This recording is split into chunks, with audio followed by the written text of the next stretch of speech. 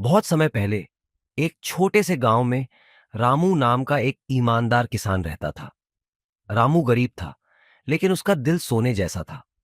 वह हमेशा दूसरों की मदद करने के लिए तैयार रहता। एक दिन जब रामू खेत जोतने के बाद आराम कर रहा था, उसने एक अजीब सी आवाज सुनी। आवाज खेत के एक कोने से आ रही थी। रामू ने उस कोने में जाकर जमीन खोदना शुरू किया। थोड़ी ही देर में उसने मिट्टी के नीचे एक छोटा सा मिट्टी का घड़ा पाया। जब उसने घड़े को खोला तो उसकी आंखें चमक उठीं। घड़ा सोने के सिक्कों से भरा हुआ था।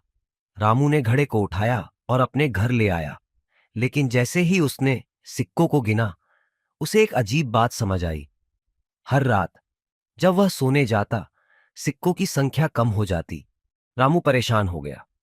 उसने अपने सबसे करीबी दोस्त मोहन से यह बात साझा की। मोहन चतुर था। उसने कहा, इस घड़े में जरूर कोई रहस्य है। चलो, आज रात हम इसका पहरा देंगे। उस रात दोनों दोस्तों ने जागकर निगरानी की। आधी रात को उन्होंने देखा कि एक बूढ़ा आदमी सफेद कपड़े पहने घड़ी के पास आया और कुछ मंत्र पढ़ने लगा। उसने कुछ सिक्के निकाले और गायब हो गया। रामू और मोहन ने सुबह उस जगह के बुजुर्गों से पूछा। एक बुजुर्ग ने बताया, यह घड़ा एक लालची व्यापारी का था, जिसने इसे गांव के गरीबों से चुराया था।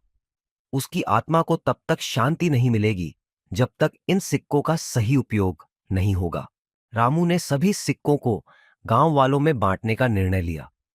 उसने हर जरूरतमंद को मदद की।